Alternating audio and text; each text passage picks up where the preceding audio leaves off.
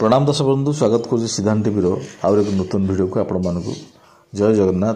प्रिय दर्शक बंधुंकर मंगल हो जगन्नाथ प्रभु पाखे मोर प्रार्थना।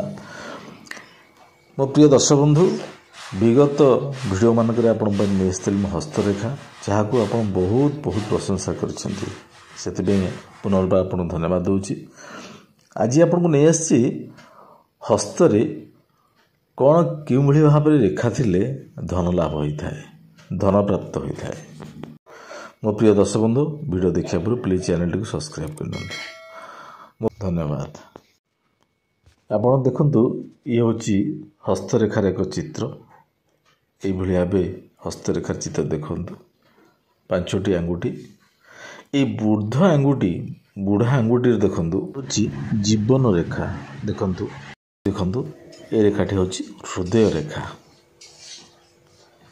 आई रेखाटी हूँ मस्तिष्क रेखा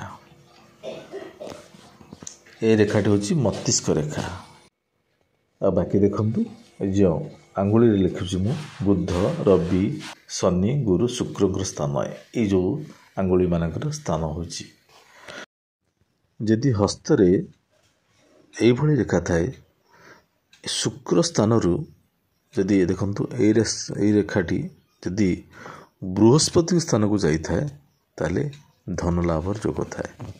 यदि जीवन रेखा को ये भाव क्रॉस करके जाइए एठी आपणकर धन प्राप्त बा हस्तरे धन रेखा आपणकर अच्छी बोली आप निश्चित भाव जानी नियंतु। तो ये रेखा कौन कहुए नहीं रेखा को आपन को धार्मिक रेखा कहुए मैं धर्म अनुसार धार्मिक अनुसार आप अर्थ इनकम करें।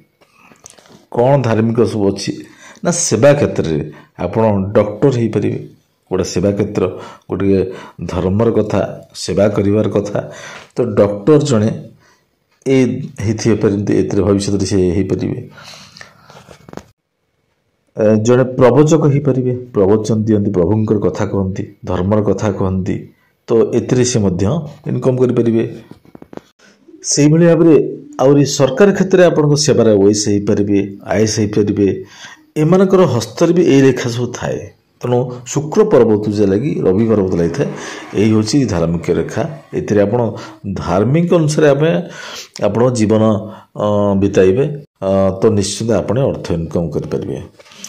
द्वितीय रेखाटी देखु यही शुक्र ठारू आरंभ हो रेखाटी देखु ये भाव जा देखु आउ एक रेखाटी जदि शुक्र स्थान ये भाव शनि स्थान को शनि क्षेत्र को जाइए ये एक धन लाभ रेखार संकेत। यदि यही रेखाटी आप हाथ अच्छी आप भाग्यशाली कहीं ये बिना परिश्रम अर्थ इनकम करें। आप भावते कौन ना आपणकर पौत्रिक संपत्ति थी बा आपणकर पौत्रिकर कहीं ना बापा हूँ जेजे हूँ से मैंने एक स्थान तैयारी करथिबे गोटे निर्दिष्ट व्यवहार वाणिज्य हो यही क्षेत्र में जदि से उच्च स्तर को जाइथिबे आपण सेठर ही संभाळिबे दायित्वटा सेठर नेबे तो आपण को जो स्ट्रगल करिया पड़िबोनी कष्ट करिया पड़िबोनी तो तांकर दायित्वटा नहीं आप आगू जीवे इनकम करेंगे अधिक इनकम करेंगे किंतु आपन जो स्ट्रगल लाइफटा परिश्रम लाइफटा करि थांते निर्दिष्ट वर्ष पे अब सेटा करिया पड़िबोनी तो परिश्रम रे इनकम करिबे।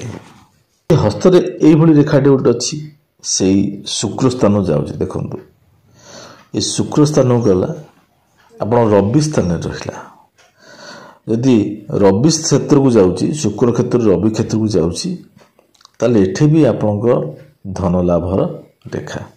कौन धन लाभ रेखा जानिबा ना ए रेखाटा हूँ नेम फ्रेम नाम थिबो आपनकर बापांकर जेजिंकर कहार घर नाम ख्याति अर्जन करथिबे तो से जो नाम अनुसार तांकर ना अनुसार आपण आगु चलिबे आपण को आउ किछि अनेक कष्ट करिया पड़िबोनी तांकर जो नाटा अछि से नाम को नेकी आपण नाम रे परिचित हेबे एवं पुणी आपण भी पुनर्बार नाम अर्जन करेंगे सुनाम अर्जन करेंगे तो ये नाम अनुसार आपणकर जो ख्याति अर्जन कर अनुसार आपण ଆପଣ ଲାଇଫଷ୍ଟାଇଲଟାକୁ ଆଗକୁ ନେବେ ଅଧିକରୁ ଅଧିକ ଇନକମ୍ କରିବେ।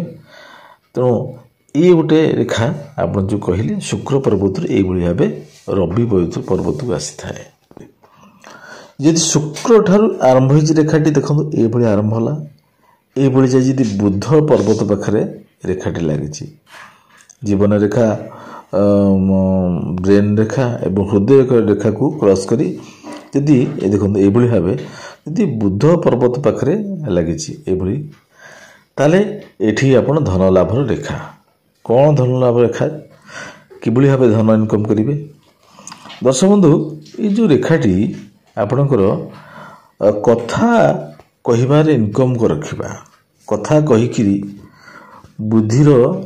ବୁଦ୍ଧିର କଥାକୁ କହିକି ଇନକମ୍ କରିବା ରେଖା ହେଇଥାଇପାରେ। ବ୍ୟବସାୟ ହେଇପାରିବ, ଆପଣ ବ୍ୟବସାୟ ରେଖା, ବ୍ୟବସାୟ ବେପାର ବାଣିଜ୍ୟ କଥା କହିକି ଦେଖୁ ଇନକମ୍ କରିବେ।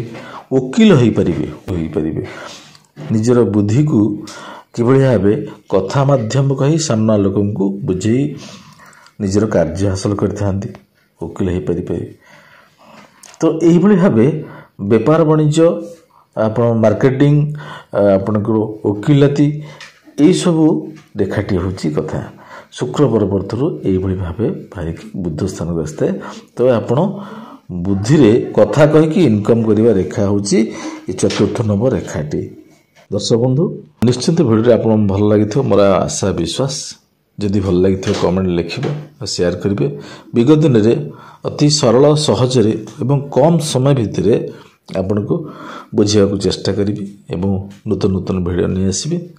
ସେହି ପର୍ଯ୍ୟନ୍ତ ରହୁଛି, ଧନ୍ୟବାଦ, ଜୟ ଜଗନ୍ନାଥ।